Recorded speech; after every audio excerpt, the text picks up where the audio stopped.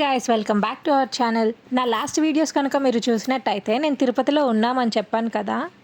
మాకైతే ఈవినింగ్ 8:30 కల్లా దర్శనం అయిపోయింది. మేము రూమ్కి వచ్చే తిరుమల నైట్ వ్యూ చూద్దామని చెప్పి బయటకైతే వెళ్తున్నాం. రోడ్స్ అంతా చాలా విశాలంగా అండ్ చుట్టూ చాలా ప్రశాంతంగా ఉంది. చల్లగా గాలి. ఎదురుగా కనిపిస్తుంది వైకుంఠ దర్శనం 2 అన్నమాట. టైం నైట్ 11 అవుతున్నా ఇంకా స్టిల్ వెళ్తూనే ఉన్నారు దర్శనంకి.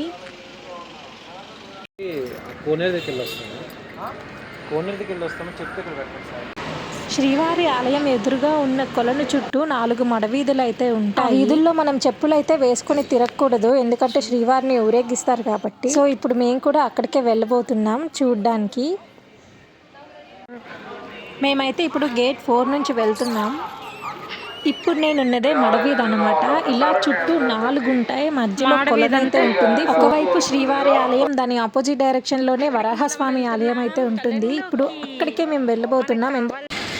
లడ్డు ప్రిపేర్ చేసే ట్రేని ఎలా క్లీన్ చేస్తుందో చూడండి మిషన్. ఎదురుగా గోపురం కనిపిస్తుంది కదా, అదే వరాహస్వామి టెంపుల్. వెళ్దాం రండి.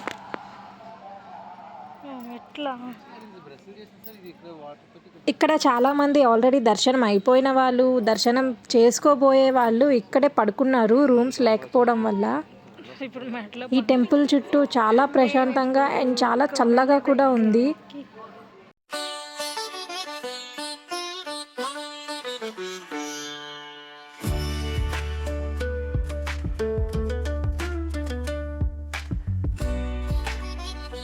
అండ్ మనకి టెంపుల్ టైమింగ్స్ వచ్చి నైట్ 9 వరకే ఉంది. 9 తర్వాత టెంపుల్ అయితే క్లోజ్ ఉందన్నమాట. సో నైట్ ఎవరైనా దర్శనం చేసుకోవడానికి వెళ్ళాలి అనుకుంటే ముందుగానే ఇక్కడికి వచ్చి దర్శనం చేసుకోండి 9 లోపల.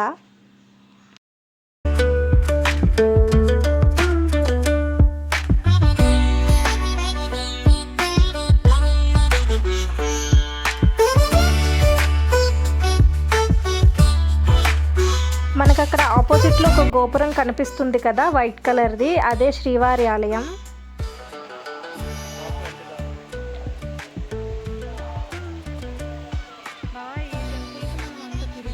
ఇప్పుడు ఇక్కడి నుంచి మేము శ్రీవారి ఆలయం దగ్గరకైతే వెళ్తున్నాము. మనకి టెంపుల్ లోపలికైతే అలో చేయరు, కానీ బయట వరకు మనం వెళ్ళొచ్చు.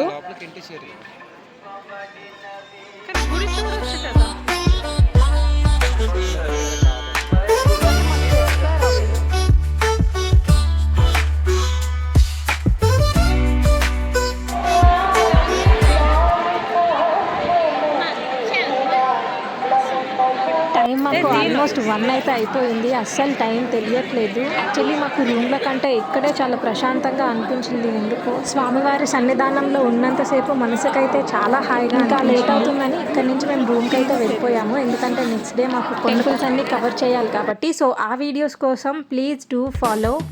అండ్ అలానే మన ఛానల్ని ఎవరైనా సబ్స్క్రైబ్ చేసుకోకపోతే ప్లీజ్ డూ సబ్స్క్రైబ్.